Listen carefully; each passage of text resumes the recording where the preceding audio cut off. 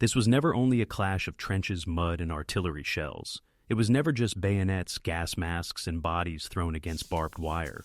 World War I was also a financial war, a campaign fought in vaults, in bond markets, inside central banks, and in quiet offices where men in suits moved numbers instead of divisions. Soldiers paid in blood. Governments and bankers paid in credit. And the decisions they made in those 4 violent years did more than determine victory. They rewired the global financial system in a way that still shapes your life right now.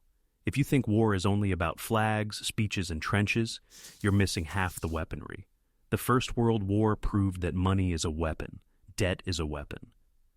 Control over credit can be deadlier than artillery because it keeps doing damage long after the shooting stops. So, let's go back to 1914. Europe is a pressure cooker. Rival empires hate each other. Alliances lock entire nations into automatic commitments. Politicians sell glory. Generals promise fast victory. Newspapers tell the public that the boys will be home by Christmas. But behind all that noise sits one brutal fact. You cannot fight an industrial war without gigantic, constant spending. You need rifles, shells, boots, coal, steel, trains, ships, field hospitals, pensions for the wounded, and food for millions of men who are no longer working in factories or fields. None of that is free. Here is the part almost no leader said aloud. By choosing war, they were choosing debt. Every empire that sent troops to the front was also pushing its civilians into decades of financial burden. At first, governments comforted themselves with a beautiful lie. The war would be quick. The old rules would cover the cost. They imagined paying with existing gold reserves, limited borrowing, and a wave of patriotic donations. They assumed the bill would be settled once victory arrived. That fantasy evaporated in weeks. The war burned through money at a speed nobody had ever seen. Budgets detonated. Costs stopped being measured in millions and started being measured in tens of millions per day. That reality forced every major power to do something that would permanently change modern economics. We have to talk about the gold standard. In mid-1914, most big economies were still officially on gold. Paper currency was not supposed to be just paper. In theory, you could turn it in and demand a fixed quantity of gold. That promise gave money credibility. It told citizens and foreign investors, this bill is backed by something real. But it also chained governments. Gold reserves are finite. You cannot simply print unlimited money to feed a total war machine and pretend nothing changed. Because eventually, people asked to see the metal. Britain, France, Germany, and Russia all had gold in their vaults. But once millions of men were mobilized and factories stopped making consumer goods and started making guns, shells, tanks, and explosives, the cost curve went vertical. Germany was spending more than 10 million marks a day by late 1914. Britain's daily bill soon reached £2.5 million, and that was only the opening act. Anyone who could count knew the gold would not last. So governments did something radical. Quietly, step by step, they suspended the rules. One by one, the great powers abandoned the gold standard or hollowed it out in practice. They stopped guaranteeing that paper money could always be redeemed for metal. They did not advertise that shift. Panic is bad for morale. But the meaning was obvious. Currency was no longer as good as gold. It was only as good as the state's promise to survive. That shift was not a boring accounting detail. It was a revolution. Money stopped being anchored to metal and started being anchored to belief. Finance became political. Credit became psychological. And once governments tasted that freedom, the freedom to print, to borrow on a massive scale, to mortgage the future in order to pay for the present, they never truly gave it back. From here, the financial war really begins. Start with Germany. The Royal Navy blockade choked German trade and blocked access to global credit. Berlin could not borrow easily abroad, so the German state turned inward. The government launched huge war bond drives aimed at ordinary citizens. Posters flooded the streets, lend to the fatherland, and you will be repaid with honor and interest. Housewives were pushed to turn savings into bonds. Children were encouraged to give coins. Workers were told that buying bonds was as patriotic as holding a rifle. In total, Germany raised more than 100 billion marks this way.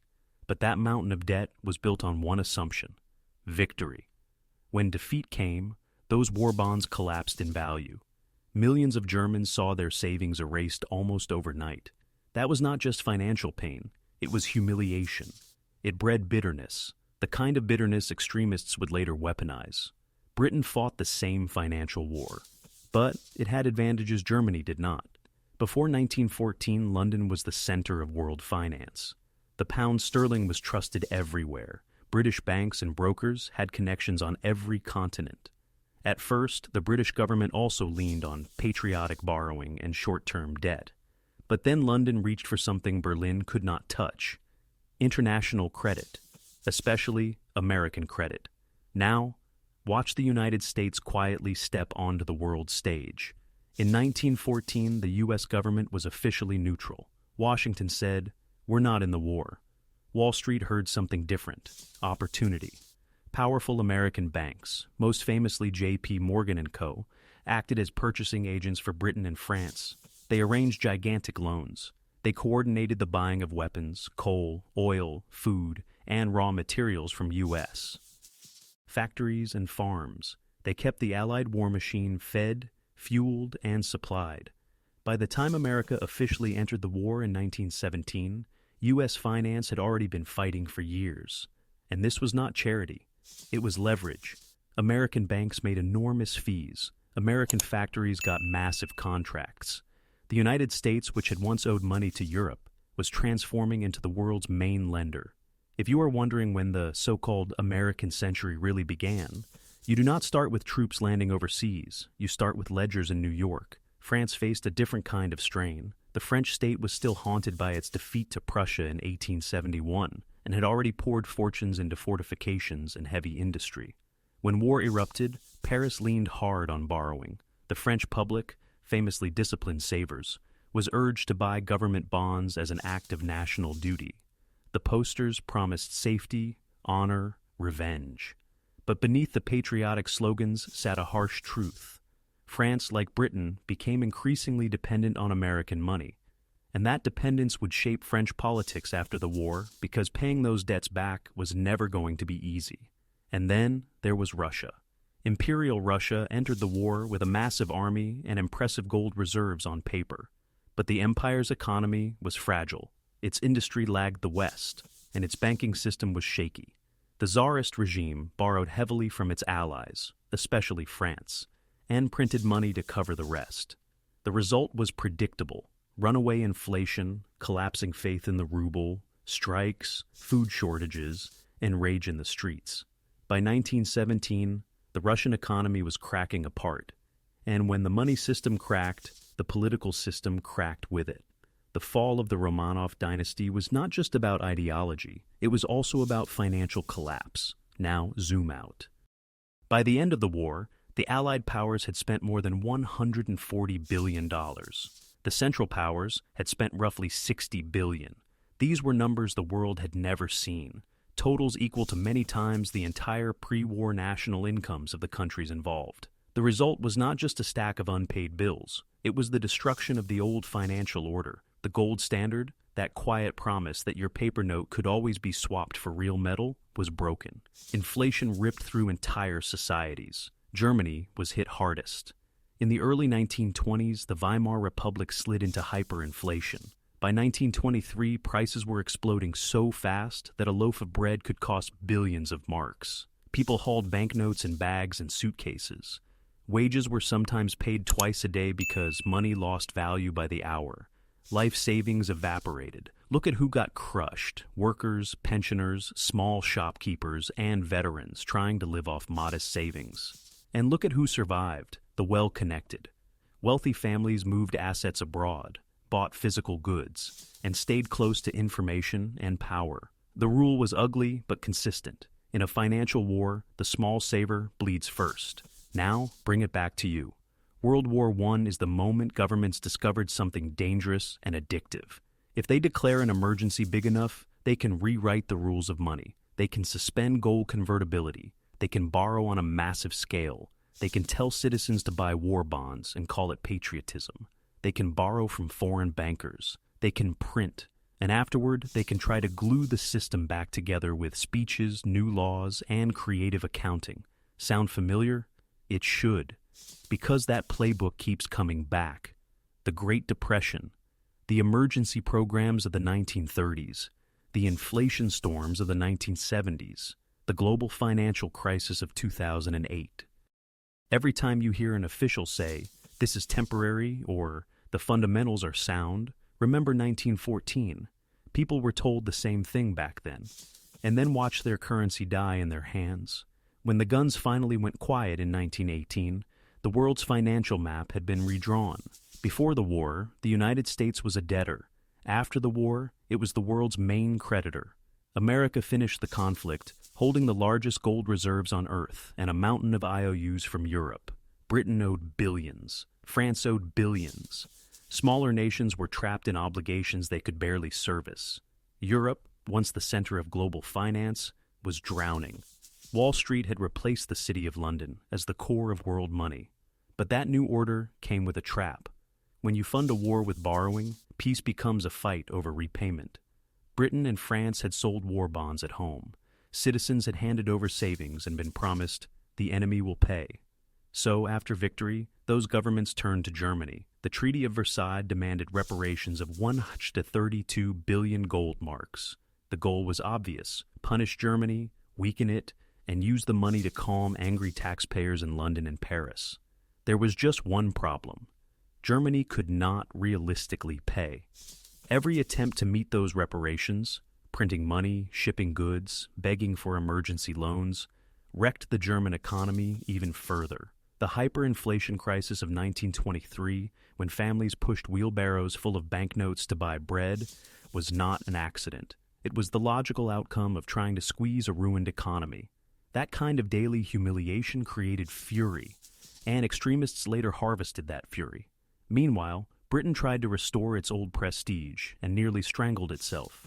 In 1925, the British government forced the pound back onto the gold standard at the pre-war exchange rate. The idea was to prove that London was still disciplined and mighty. The reality was brutal. Britain's post-war economy was weaker and less competitive. Pegging the pound that high made British exports expensive, crushed industry, and drove unemployment. It was one of the great economic self-owns of the 20th century, and again, everyday workers paid the price. And then there was the United States, now sitting at the top of the system and facing a new question. What do you do when the whole world owes you money, but the whole world is broke? The American answer in the 1920s was to lend even more. U.S. banks poured fresh loans into Germany. Germany used that money to pay reparations to Britain and France. Britain and France then used that flow to service their debts to America. On paper, it looked elegant. Money went in a loop: New York, Berlin, London, and Paris, back to New York. The Dawes Plan of 1924 and the Young Plan of 1929 tried to lock this loop in place and make it look sustainable. It wasn't real stability. It was financial juggling. The entire system depended on constant new credit. When the global economy stumbled and the Great Depression hit at the end of the 1920s, the loop snapped. Loans dried up, payments froze, politics radicalized. The world had never been more financially connected, and never more fragile. Here's what that means. World War I was not just trenches and gas masks. It was a turning point in how states use money. Governments learned that they could detach currency from physical reality, bury the future in debt, and still convince ordinary citizens that it was noble, necessary, patriotic. They learned they could sell bonds like propaganda posters. They learned they could rename inflation sacrifice. They learned they could make economic pain look like national duty. And we still live inside that system. Look around you. Central banks promise that inflation is temporary. Politicians raise debt ceilings again and again. New money is created digitally with a keystroke and injected into markets, and you are told, relax, the experts have it handled. That language is an echo of 1914. The trick has barely changed. Shift the cost of crisis onto ordinary savers through inflation. Let wages lag behind prices instead of raising taxes openly. Sell stability while quietly draining purchasing power. So, here's the part you are not supposed to forget.